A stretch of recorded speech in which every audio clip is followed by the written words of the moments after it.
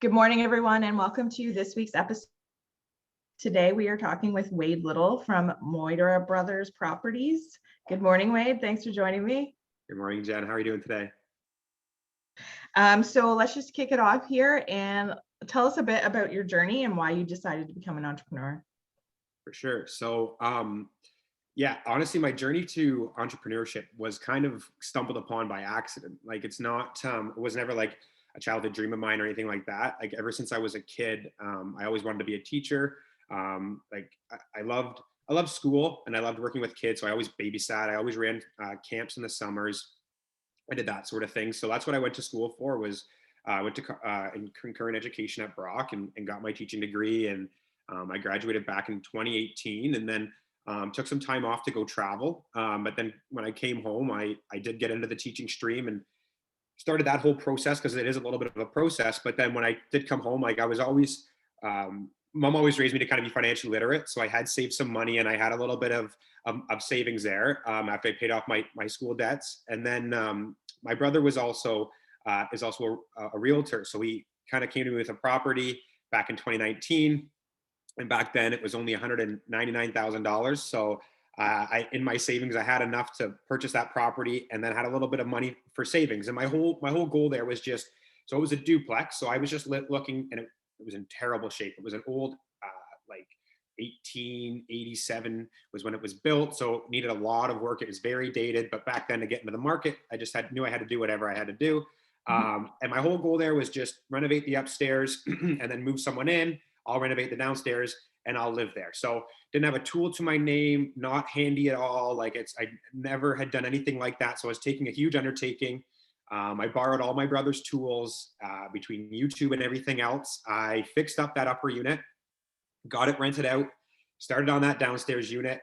I got it done. And some tough lessons along the way. My first really tough one was learning how to be a landlord, and I didn't do a very good job of that originally. I had a nightmare tenant upstairs, and it was just an everyday battle with this guy. And so, I ended up just basically saying, the market has gone up. I put a ton of sweat equity into this house. Maybe it's just time to take advantage of it. I'd already kind of found another one that I liked. So I did that. I ended up selling it, taking that down payment, rolling it into the other one. But then I had some money from, left over to fund the renovations, and I didn't have to buy everything off Facebook Marketplace anymore. I could actually kind of go out and do a house properly. So, and then from there, it just kind of just steamroll. So I guess I started back in 2019, and during this whole time, I was also teaching. So I had, year contracts. That's kind of how you get your foot in the door with teaching. So I took a year contract, and it was all that. So I would go to work, all day, and then come and work on these houses in the evenings and on the weekends, and whenever I could find the time. And so I kept doing that for a couple of years. So half of 2019, all 2020, and all 2021. And I was doing deals like with my buddies and having them come in. We'd split it 50-50 to kind of keep moving through that process. And in that midst, I also went and actually attained my mortgage agent license, so that I was kind of just to kind of go and negotiate my own deals when I'm trying to find financing. And financing is a huge part of that. So I wanted to make sure I kind of had that inside leverage for that. And then this year in 2020 was when I finally decided, I'm going to take it like full on. And I started off with a year sabbatical. So I'm just off teaching for a full year here. Going to tackle the full, like the mortgage aspect and Moira Brothers Properties. So technically it officially launched. I mean, I created the company back in like March of last year, but we officially launched as Moira Brothers Properties this year. So it's been, I'm wearing a lot of hats between trying to figure out the social and the website and the finances, and then, hiring people to do the work and project managing and doing all that stuff.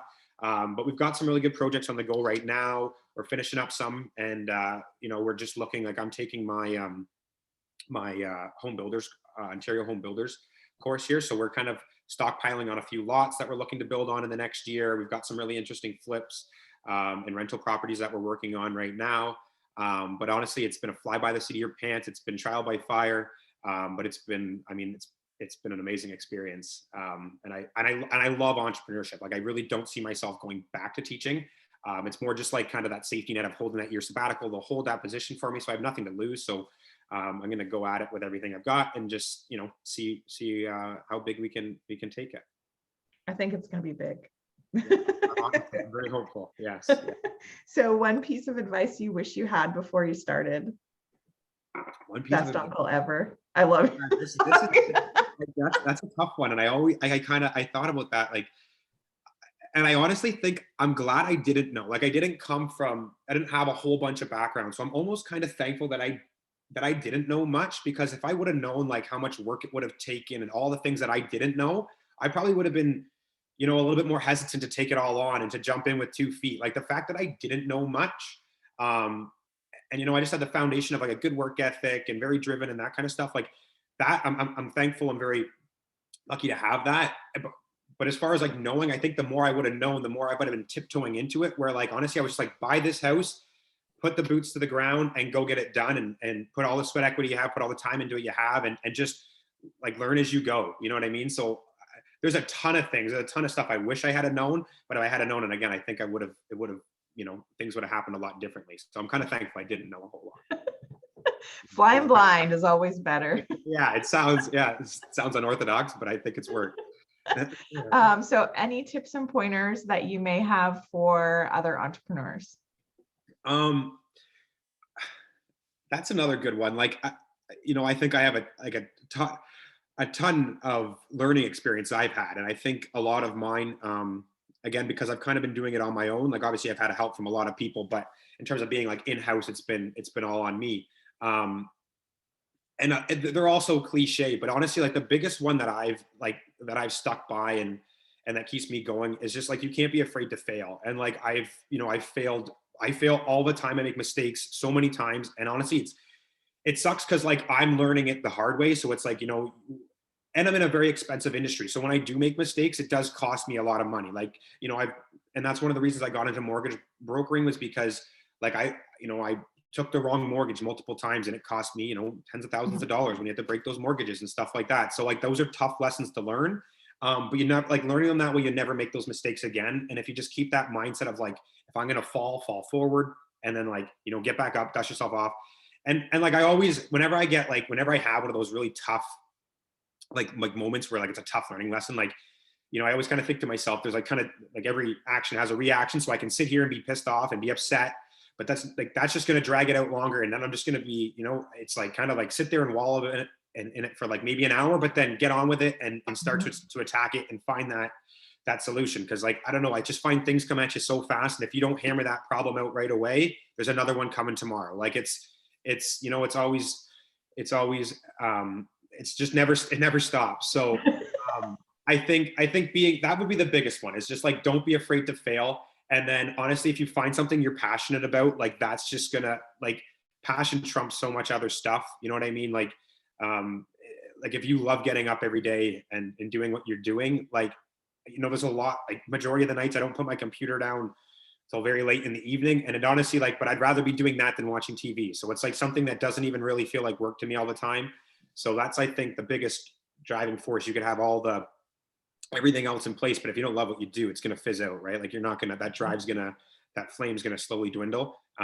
So I think, not being afraid to fail and being passionate are the two biggest ones. And then there's all the cliches like about hard work and all that stuff, which, I mean, that's just the foundation of any good business, which You gotta love the cliches. I would say Yeah, that. if you're not failing, you're not learning, right? So Right. Yeah. Yeah. And you gotta just if you're afraid to fail, then you're never going to go learn, right? Like that's the biggest thing. Like, yeah, you could spin your wheels and start making all these phone calls. And that's like what my beginning of my journey was. Like, I just had to, because I had no experience. It was like on my lunch breaks, at teaching, I was watching YouTube videos on how to do this plumbing, or how to do this, frame this wall, or doing that and that. But if I would have just sat there and just like, like reached out to people and tried to like find other things, it would have taken a week to get done, or it would have taken that much longer. It's like, just, saddle up, get it done. And then, if you make that mistake, well, then you're that much better the next time you do it. So yeah. That's kind of the philosophy I look at it.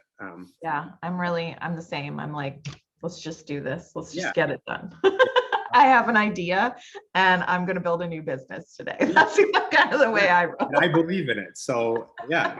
Yeah, Chrissy. Well, it's been so great talking to you, Wade. Thank you so Absolutely. much for joining us today. Yeah, I appreciate it. Yeah, thanks for the time.